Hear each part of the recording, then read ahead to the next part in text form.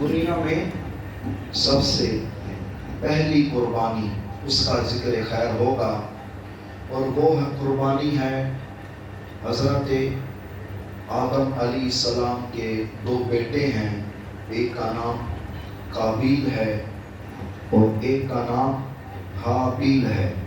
اللہ پاک نے قرآن مجید میں اس کا ذکر کیا ہے، اس قربا قربانا فتقبل من احدہما ولم یتقبل من الآخر۔ اس کے پیچھے واقعہ کیا ہے؟ اللہ پاک نے اس انسانیت کا سلسلہ آگے بڑھانے کے لیے جو اللہ پاک نے ایک نظام بنایا تھا، اس کا طریقہ کار یہ تھا کہ حضرت آدم علیہ السلام انہی کی پسلی سے حضرت اماں حوا سلام اللہ علیہا، اللہ نے ان کی تخلیق، ان کو پیدا فرمایا۔ پھر اس کے بعد یہ سلسلہ کیسے چلا؟ صبح کے وقت ایک لڑکا ایک لڑکی اس کی پیدائش ہوتی ہے، اور شام کے وقت ایک اور لڑکا ایک اور لڑکی کی پیدائش ہوتی ہے۔ اب یہ انسانیت کا سلسلہ کیسے بڑھ رہا ہے کہ جو صبح ایک ٹائم میں پیدا ہوئے لڑکا لڑکی، ان میں سے جو لڑکا ہوتا تھا اس کی شادی نکاح کس سے ہوتا؟ جو شام میں جو لڑکی ایک پیدا ہوئی ہے، اور جو صبح میں جو لڑکی پیدا ہوئی اس کی شادی نکاح وہ جو شام میں لڑکا پیدا ایک ہوا جوڑی اس سے کر دیا جاتا تھا۔ اصول یہی تھا۔ اب جو قابیل ہے نا، قابیل، اس نے کیا ضد پکڑ لی کہ جو میرے ساتھ لڑکی پیدا ہوئی ہے نا، میں نے اس سے شادی کرنی ہے۔ تو حضرت آدم علیہ السلام حکم ہوتا ہے، ارشاد ہوتا ہے کہ اس مسئلے کا حل یہ ہے کہ آپ کو قربانی پیش کرنا ہوگی، جانور وہ اللہ کی راہ میں دینا ہوگا، جس کی قربانی اللہ پاک قبول فرما لے گا اسی کی ہی بات کو مانا جائے گا۔ اگر اللہ نے قابیل کی قربانی قبول کر لی تو اس کی بات مان لی جائے گی، اسی کی شادی اس کے ساتھ جو لڑکی پیدا ہوئی ہے اسی کے ساتھ کر دی جائے گی۔ اگر حابیل کی قربانی اللہ پاک قبول کرتا ہے تو پھر جو روٹین چل رہی ہے اسی حساب سے حابیل کی اس لڑکی سے شادی کر دی جائے گی۔ میرے بھائیوں، اب دونوں قابیل بھی اور حابیل بھی اپنی اپنی قربانیاں پیش کرتے ہیں۔ یاد رہے پہلی جو امتیں گزری ہیں نا، ان کا کیا طریقہ کار تھا قربانی کا؟ کہ جانور ذبح کیا ہے تو اس جانور کو، اس گوشت کو کسی اونچی جگہ پر، یعنی پہاڑی پر اونچی جگہ پر اس جانور کو رکھ دیا جاتا تھا۔ آسمان سے بجلی آتی تھی یا اللہ تعالیٰ کوئی طوفانی صورت میں کوئی تیز ہوا بھیجتا تھا تو وہ اس جانور، اس قربانی کو، گوشت کو وہ اٹھا کر لے جاتی، یعنی اس کو کھا جاتی۔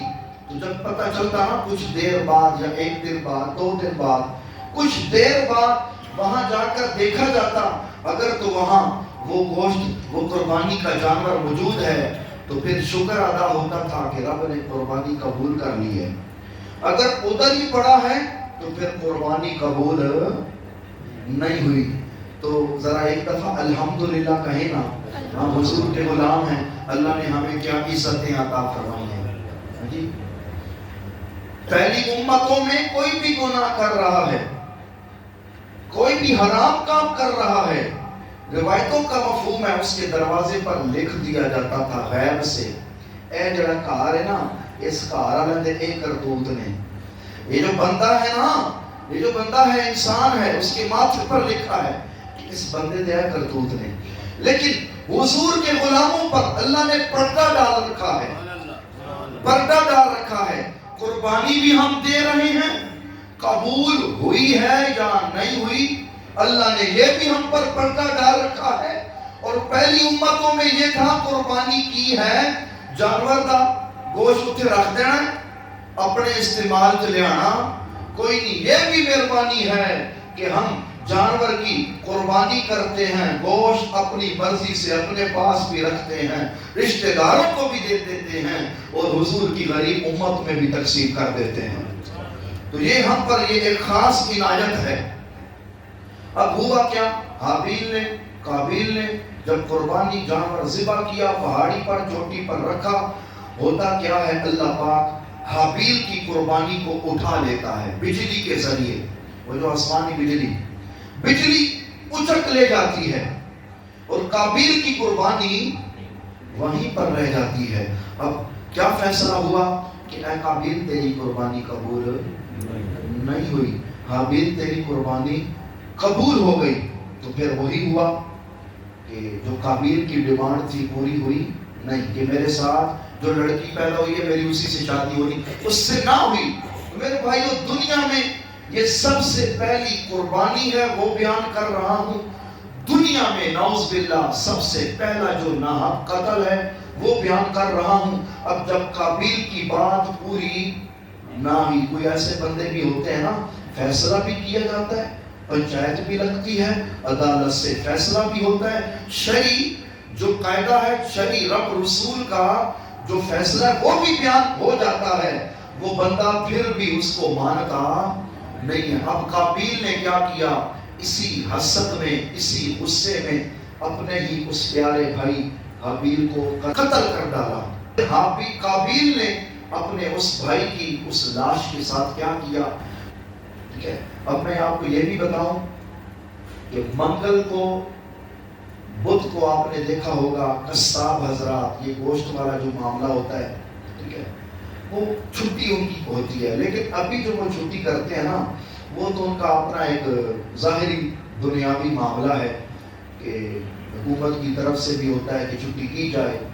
پھر یہ کہ اس میں تھوڑا ریسٹ بھی کر لیتے ہیں, مویشی منڈی بھی چلے جاتے ہیں, جانور اور خرید بھی لے آتے ہیں. لیکن اس سے پہلے بھی ایسے لوگ گزرے جو اس دن نا یہ کاٹنے والا کام نہیں کرتے تھے, گوشت خون بہانے والا کام کرتے نہیں تھے. کیونکہ قابیل نے جس دن اپنے بھائی کو قتل کیا وہ دن منگل کا تھا, وہ دن منگل کا تھا.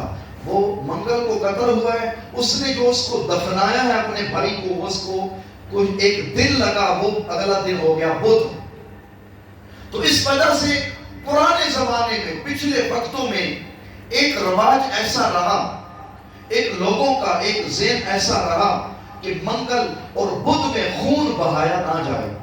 ٹھیک ہے, لیکن اب جو منگل بدھ کی جو چھٹی ہوتی ہے قصائی حضرات, وہ اس نظریے سے کرتے. اب وہ والا نظریہ نہیں ہوتا, تو وقفہ ہوتا ہے, چلے منڈی بھی جائیں, نئے جانور بھی لے کر آ جائیں. لیکن اب نا منگل کو قتل کیا قابیل نے, اپنے گھران اٹھے چکے ہیں, بوڑھے تھے, وہی تو ہم کرنا کیے. اب اللہ نے قدرت دکھائی, 2 کوے آئے قابیل کے سامنے, 2 کوے آپس میں لڑتے ہیں.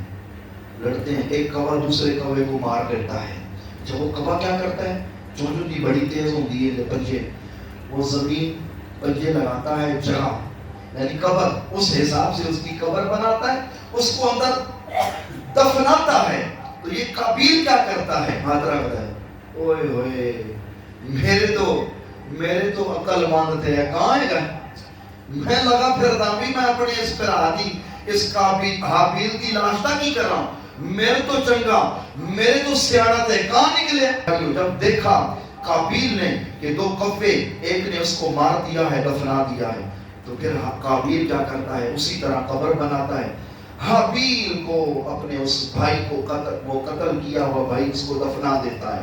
اب آخر میں ہم نے یہ سبق بھی لینا ہے, یاد رکھیں آج تک اور قیامت تک اب جتنے بھی قتل ناحق ہوتے ہیں نا, وہ جو قتل کرتا ہے اس کو گناہ تو ملتا ہی ملتا ہے, لیکن یاد رکھیں آج تک جتنے ناحق قتل ہو رہے ہیں, قیامت تک جتنے ناحق قتل ہوں گے, وہ سارے کا سارا گناہ وہ قابیل کے کھاتے میں بھی جاتا ہے.